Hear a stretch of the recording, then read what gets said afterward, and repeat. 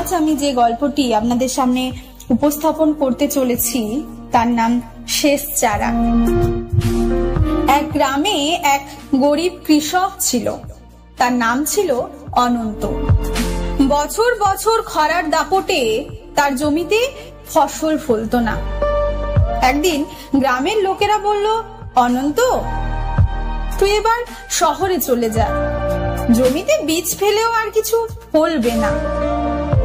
অনন্ত মাথা নিচু করে কিছুক্ষণ ভাবলো, তারপর চুপচাপ নিজের পকেট থেকে এক মুঠো বীজ বের করলো।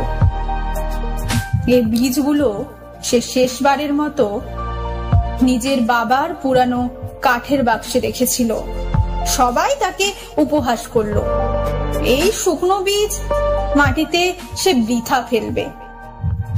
কিন্তু অনন্ত বলল, ফল হোক বা না হোক, চেষ্টা করা থামালে মানুষ মরেই যায়।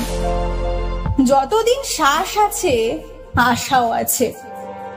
সে প্রতিদিন খাটলো, জল জোগাড় করলো, মাটি ঝরঝরে করলো, প্রার্থনা করলো।